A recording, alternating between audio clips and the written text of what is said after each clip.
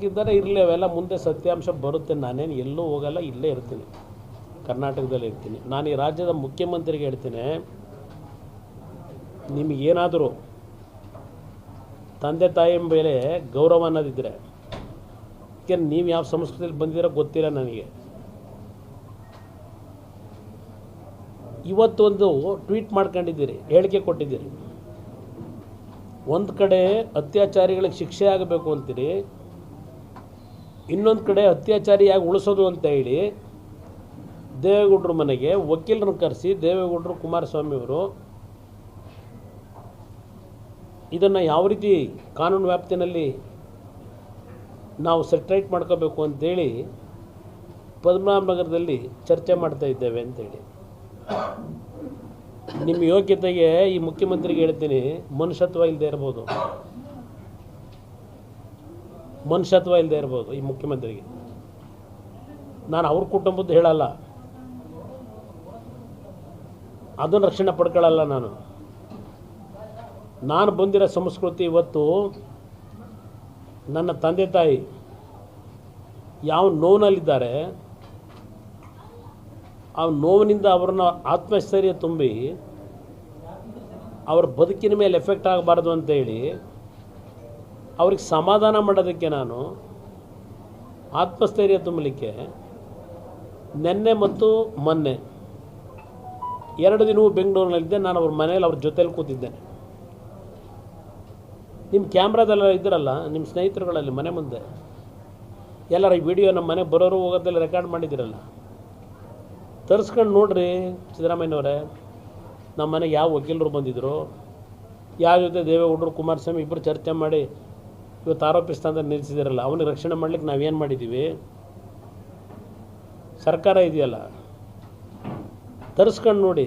ನಿಮಗೆ ಯೋಗ್ಯತೆ ತಂದೆ ತಾಯಿಗಳು ಬಾಂಧವ್ಯ ಇಲ್ಲದೆ ಇರ್ಬೋದು, ನಿಮಗೆ ಆ ಸಂಸ್ಕೃತಿಯಲ್ಲಿ ಬಂದಿಲ್ಲದೆ ಇರ್ಬೋದು. ನನಗೆ ನನ್ನ ತಂದೆ ತಾಯಿ ಮುಖ್ಯ. ಅವ್ರು ಯಾವ ರೀತಿ 60 ವರ್ಷದ ಜೀವನ ರಾಜಕಾರಣದಲ್ಲಿ ಮಾಡಿದ್ದಾರೆ ಗೊತ್ತಿದೆ ನನಗೆ. ನನ್ನ ತಾಯಿ ಯಾವ ರೀತಿ ಬದುಕಿದ್ದಾರೆ ಗೊತ್ತಿದೆ, ಸಂಸ್ಕೃತಿಯಲ್ಲಿ ಬದುಕಿದ್ದಾರೆ. ನನಗೆ ಒಂದು ಕಡೆ ಅವ್ರ ಜೀವಕ್ಕೆ ಅಪಾಯ ಆಗಬಾರ್ದು ಅನ್ನೋದು ಪ್ರಮುಖವಾಗಿ ನನಗಿರ್ತಕ್ಕಂಥದ್ದು. ಇವತ್ತು ಅವ್ರನ್ನ ತಾಳೆ ಹಾಕಿ ಅವ್ರ ಜೊತೆ ಇಷ್ಟು ವರ್ಷ ರಾಜಕೀಯ ಮಾಡಿ ಹೋಗಿದ್ದೀರಿ. ಅವ್ರು ಯಾವ ರೀತಿ ಬದುಕಿದ್ದಾರೆ ಅನ್ನೋದು ನಿಮಗೆ ಗೊತ್ತಿಲ್ಲದೆ ಇರ್ಬೋದು, ಪಾಪ ಮರ್ತೋಗಿರ್ಬೋದು ನಿಮಗೆಲ್ಲ. ನಾವು 106 ಬಾರಿ ಹೇಳಾಯ್ತು, ಈಗ ತಪ್ಪು ಯಾರೇ ಮಾಡಿರಲಿ ಶಿಕ್ಷೆ ಆಗಬೇಕು ಅಂತೇಳಿ. ನೀವು ಪ್ರತಿನಿತ್ಯ ನಿಮಗೆ ಇಷ್ಟ ಬಂದಾಗ ಹೇಳಿಕೆ ಕೊಡ್ತಾ ಹೋದರೆ, ಇಲ್ಲಿವರೆಗೆ ಈ SITಗಳು ರಚನೆ ಮಾಡ್ಕೊಂಡಿದ್ದೀರಲ್ಲ,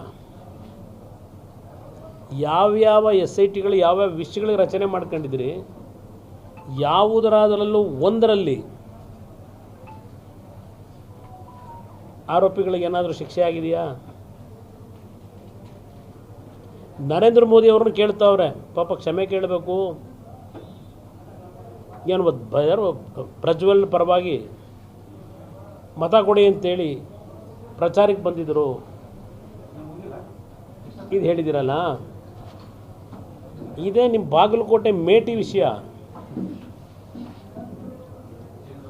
ಅವ್ರನ್ನ ಕೂರಿಸ್ಕೊಂಡು ಚುನಾವಣೆ ಪ್ರಚಾರ ಮಾಡಿಲ್ಲ ನೀವು?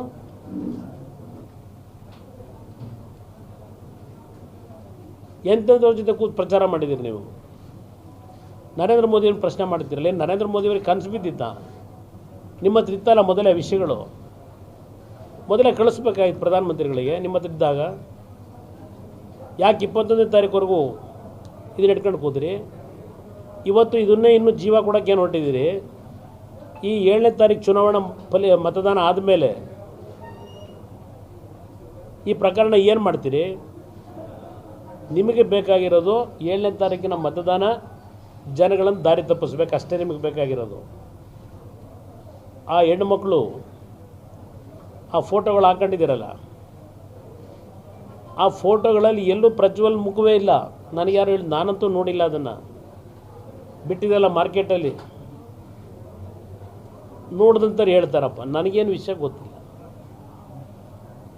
ಆದರೂ ಸಹಿಸ್ಕೊಂಡಿದ್ದೇವೆ. ಇಲ್ಲಿ ನಿನ್ನೆ ದಿನ